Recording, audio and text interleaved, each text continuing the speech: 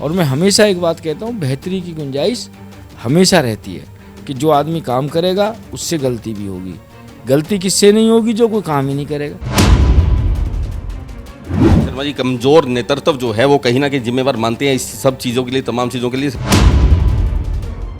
दूसरा, एआईसीसी में कुछ कचरा इकट्ठा हो गया कि ये 2-2.5 साल से कोरोना भी आया, मैडम भी बीमार रहे, उसका कुछ नाजायज लोगों ने ऐसा फ़ायदा उठाया कि वो कचरा एआईसीसी में इकट्ठा हो गया। क्योंकि हमारे हुड्डा साहब ने, बाबूजी ने कभी G23 के बारे में हमसे ऐसी चर्चा नहीं करी। कमान को चाहिए, हमारे प्रभारी जी को चाहिए कि जल्द से जल्द संगठन बनाए, हरियाणा में संगठन घोषित करें। अच्छा बने, बुरा बने, अच्छे आदमी है, बुरे आदमी है, कोई तो हो। फ्री की राजनीति तो ठीक नहीं है, क्योंकि कोई ना कोई तो उसका भुगतान कर ही रहा है और हम ही कर रहे हैं। हरियाणा की राजनीति के एक ऐसे धुरंधर नेता हैं, कांग्रेस पार्टी से संबंधित हैं, एनआईटी फरीदाबाद से विधायक हैं नीरज शर्मा। मैं पहले भी आप सभी को मुलाकात करवा चुका हूं नीरज शर्मा जी से। स्कूटी वाले विधायक के नाम से फेमस नीरज शर्मा से आज बात करेंगे। नीरज शर्मा की जुबानी कांग्रेस के पतन की कहानी। नीरज जी, आप स्पष्ट लहजे में ये बात बता रहे हैं कि कांग्रेस अपनी गलतियों का परिणाम भुगत रही है। नमस्कार जी, देखिए, पहली बात तो ये है कि पार्टी हमारी पतन की तरफ नहीं जा रही। पतन और चुनाव में हार दो अलग चीज़ें होती हैं। आज हारे हैं, कल जीतेंगे भी। पतन के बाद उठना बड़ा मुश्किल होता है। ये तथ्य है कि हम 5 विधानसभा चुनाव हारे हैं और कुछ ना कुछ खामियां रहीं, इसी की वजह से हारे। और मैंने उसको लेके एक वीडियो भी वायरल करी, अपने हाईकमान से मांग करी, इच्छा रखी हमने हाईकमान से कि संवादहीनता की कमी है। और मैंने रामायण की चौपाई भी कही कि अनुशासनहीनता की वजह से भी बड़ा नुकसान हो रहा है। विनय न मानी, जल्दी जल जड़ गए, 3 दिन बीत, बोले राम सकूप तब है बिन होए न प्रीत। और मुझे पूरा विश्वास है कि मेरी बात हाईकमान तक पहुंची। जो मैंने श्री राम प्रभु का सहारा लिया चौपाई में, उस वीडियो में, और मैंने कहा भय बिन होए न प्रीत, आप देखें उसका अगले दिन डिसीजन आया। CWC की मीटिंग पहले थी, 5 राज्यों के प्रदेश अध्यक्षों से तुरंत इस्तीफे मंगवा लिए गए। नॉर्मल होता था, इस्तीफे दे दिए जाते थे। पर ये काम होने से जो हमारी राष्ट्रीय अध्यक्षा जी ने किया, मैं बहुत खुश हूँ। और मैं हमेशा एक बात कहता हूँ, बेहतरी की गुंजाइश हमेशा रहती है कि जो आदमी काम करेगा उससे गलती भी होगी। गलती किससे नहीं होगी? जो कोई काम ही नहीं करेगा। आप खाना बनाओगे, कभी नमक ज़्यादा भी डलेगा, कभी कम भी डलेगा, और आप खाना ही नहीं बनाओगे तो नमक का पता ही नहीं लगेगा क्या है क्या नहीं। तो ऐसा मुझे प्रतीत होता है, मुझे लगता है कि जिस हिसाब से पार्टी के अंदर दोबारा फटाफट निर्णय होने चालू हो गए, अनुशासनहीनताएं बर्दाश्त नहीं हो रही हैं, यही समा रहा। हमारा आने वाला वक्त बहुत अच्छा भी। लेकिन शर्मा जी, कमजोर नेतृत्व जो है वो कहीं ना कहीं जिम्मेवार मानते हैं इस सब चीज़ों के लिए, तमाम चीज़ों के लिए। सिर्फ 5 इलेक्शन की बात नहीं है, 5 राज्यों के चुनाव की बात नहीं है, इसके अलावा तमाम और लंबी फेहरिस्त है जहां पर सिर्फ हार का मुंह देखना पड़ा। देखिए, आप कमज़ोर नेतृत्व की बात नहीं कर सकते इसको। एक तो क्या है कि देखो, जो हमारी फर्स्ट फैमिली है उसका थोड़ा सा इतिहास तो आपको पता ही है कि किस हालात में इंदिरा जी गए, किस हालात में राजीव जी गए। आपके हमारे परिवार में ऐसा हादसा होता, हम शायद घर से बाहर भी नहीं निकल पाते। दोनों ही अकारणीय स्थितियों में, मैं कहूँ, और विषम परिस्थितियों में वीरगति को प्राप्त हुए।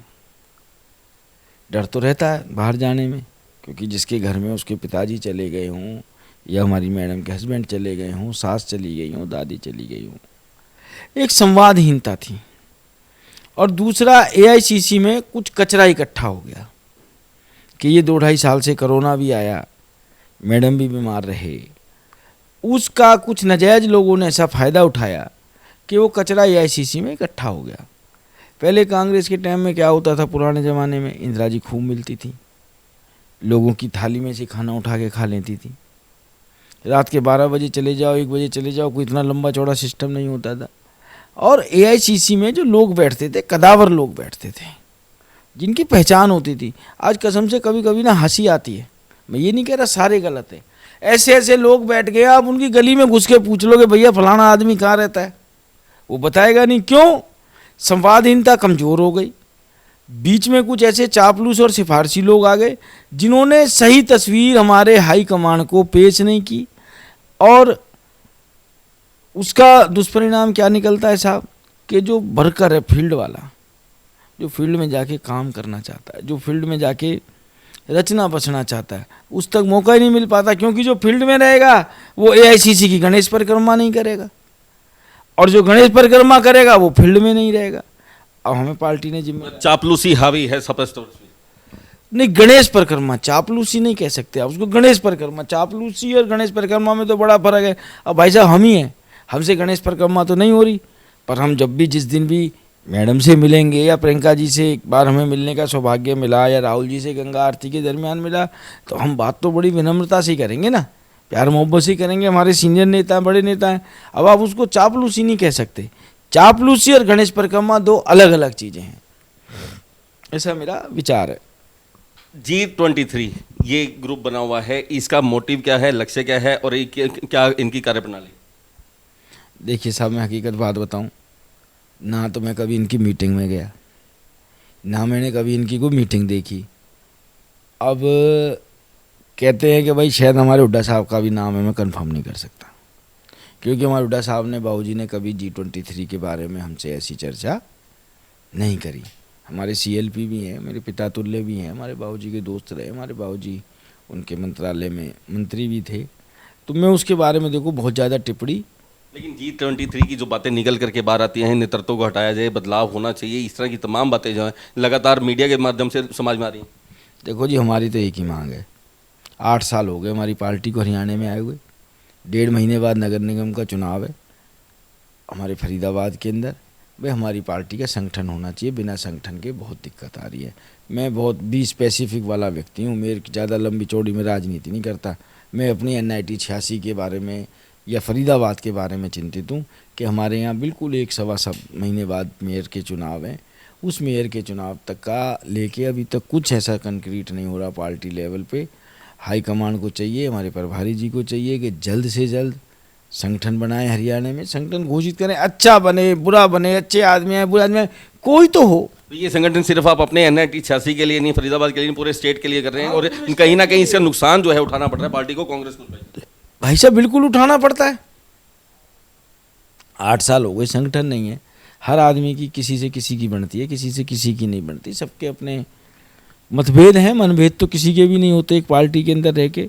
यही संगठन बन जाए, हमें पता हो जो हमारा जिलाध्यक्ष है वही सबको फ़ोन करेंगे, वो पार्टी का प्रोग्राम है, केंद्रीय नेतृत्व का प्रोग्राम है, कहीं आना है जाना है, वो सारी चीज़ें होंगी। तो उस नेतृत्व तो बहुत ज़रूरी और जल्द से जल्द बनना भी चाहिए। आज आप आदमी पार्टी की सरकार शपथ ले रही है पंजाब के अंदर। पंजाब की राजनीति जो है एकदम से बहुत 360 डिग्री एंगल घूम करके सामने आई। तमाम जो बड़े नाम थे वो सत्ता से बाहर हुए।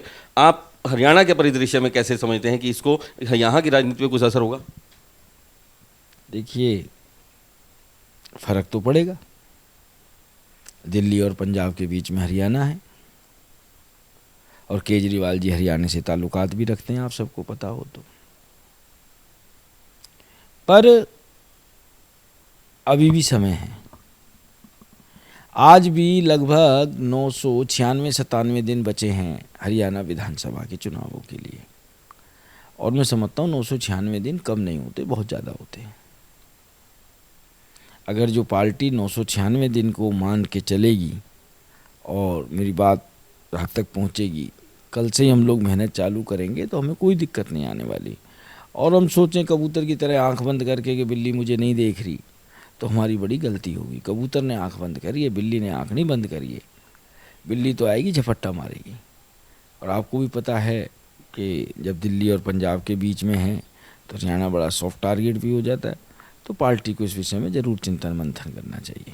बड़ी संख्या में लोग कांग्रेस से भी जो हैं वो आम आदमी पार्टी की तरफ आकर्षित हो रहे हैं। लगातार जो एक लंबी लाइन जो है जा रही है, बड़ा एक नाम जो है, लंबी लिस्ट, लंबी फहरिस्त।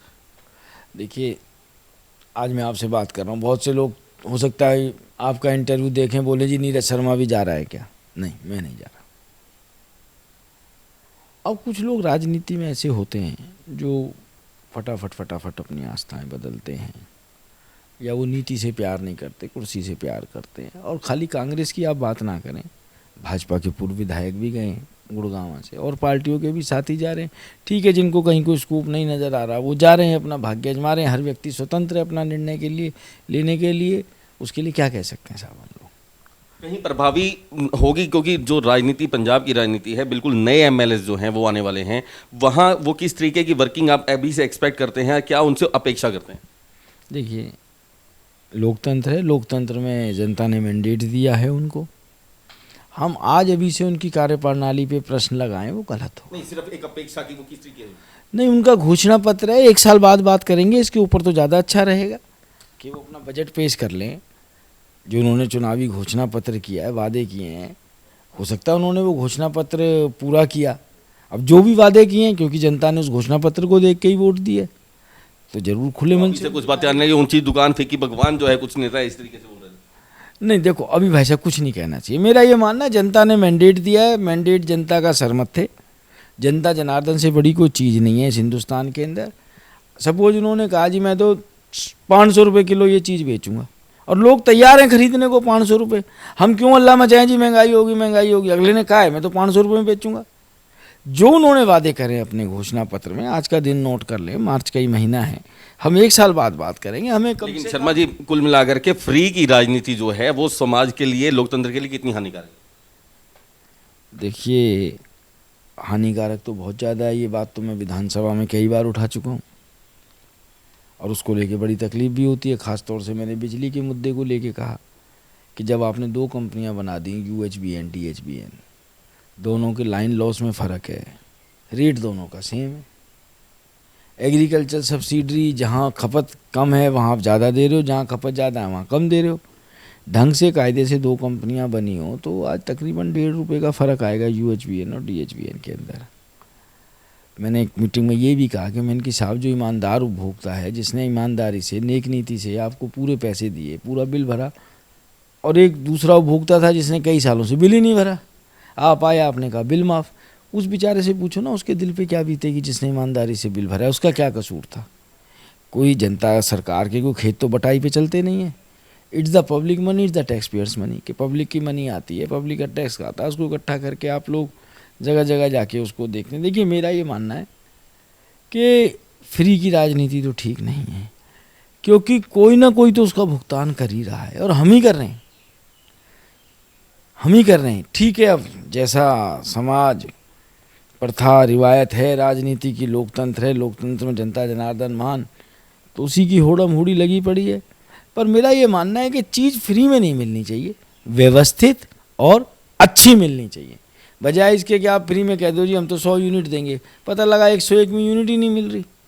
आपका काम ही होना चाहिए कि भैया ठीक है, यूनिट मिलेगी, 24 घंटे बिजली पड़ेगी, मिलेगी, नॉन करप्टेड मिलेगी, सीमलेस मिलेगी, यही पानी की स्थिति हो, ऐसा मेरा मानना है। लेकिन जिस तरीके से आज की राजनीति का परिदृश्य है, जिस तरीके की राजनीति स्टेट में या दूसरी जगह पे चल रही है, उसके अंदर जो केजरीवाल मॉडल यानी कि टोटल तरीके से फ्री चीज़, उसको क्या दूसरी पार्टी अगर अपनाती है, मैं आप ही की पार्टी की बात करता हूँ, कल को अगर हाईकमान का यह आदेश आता है कि कुछ चीज़ें इसी तरीके से फ्री करके जनता को लुभाने का काम किया जाए, आप सामने आएंगे? देखिए, ये उस समय वक्त माहौल की बात है। एक बहुत बड़े व्यक्ति हैं, पता नहीं अब रहे कि नहीं रहे, और बड़े अच्छे जानकार हैं, DP त्रिपाठी जी, उनका नाम लेके कह रहा हूँ। वो एक बात बहुत अक्सर कहा करते थे, politics is pregnant with politics, it's matter when deliver. और राजनीति में कल क्या होगा बाबूजी, कल किसने देखा? पता लगे आज आपकी हमारी बात मेरी ज़िंदगी की आखिरी बात हो, रास्ते में ही कुछ हो जाए, तो कल के लिए तो कल पे बात करेंगे। चलिए, हरियाणा विधानसभा का बजट जो है वो चल रहा था, वो आज जो है अंतिम चरण की तरफ जा रहा है, उसको कैसे देखेंगे? क्या कुछ जो अपेक्षाएं थी वो पूरी हुई या नहीं? देखिए, आज बजट अभिभाषण पे मेरा वादा था, मैंने कुछ मांगे रखी हैं मुख्यमंत्री जी के समक्ष। एक तो हमारे यहाँ लेजर वैली पार्क था, मैंने कहा मैं उसको रामायण की थीम पे बनाना चाहता हूँ। एक जो मुझे 1 लाख रुपया इनाम में मिला, मैंने कि अयोध्या में जैसा मंदिर बन रहा है उसकी ट्रू कॉपी हम अपनी विधानसभा में बनाना चाहते हैं। ये हमारी टीम पंडित जी हमारे बाबू जी को समर्पित है। मैंने कि मैं वो 1 लाख रुपया ज़मीन के लिए एडवांस में ही दे रहा हूँ, और 5 लाख रुपए हमारी टीम पंडित जी देने को तैयार है। मंदिर भी हम खुद बनाएंगे, ज़िंदगी उसकी देख रेख भी करेंगे। एक तो सरकार हमें ज़मीन दे दे उसके लिए, और मैंने कुछ डिमांडें रखी हैं, कुछ ज़्यादा भी नहीं रखी, 125-150 करोड़ की डिमांडें रखी हैं। 1,77,000 करोड़ का बजट है, क्योंकि मेरी बड़ी गरीब सी विधानसभा है। ना तो मैं स्विमिंग पूल मांगता हूँ, ना मैं स्टेडियम मांगता हूँ, ना मैं कोई चौक चौराहे मांगता हूँ कि साहब मुझे तो करोड़ों रुपये खर्च करके चौराहे बना दो, क्योंकि मेरे पास तो मूलभूत सुविधाओं की कमी है। तो मैंने फिर मुख्यमंत्री जी को मैंने बस एंड में यही लिखा है जी, देखो 1,77,000 करोड़ का बजट है, मेरे को 150 करोड़ ही दे दो मेरी विधानसभा के लिए, डेवलपमेंट के लिए, नगर निगम के अंदर और ग्रामीण एरिया में वो दे दें। तो बाबूजी वो हम लोड़ी मांगते थे बचपन में, तो ये कहते थे कोठे उत्ते बच्चा ते ये घर अच्छा, और जहाँ से लोड़ी नहीं मिलती थी तो हम ये कहते थे कोठे उत्ते हुक्का ते ये घर भुक्का। बजट ऐसा हो जो मेरी विधानसभा को 150-200 करोड़ मिल जाए, जो मैंने स्पेशली बोले हैं 8 वार्ड है और बाल कल्याण पॉकेटर गांवों का एरिया है।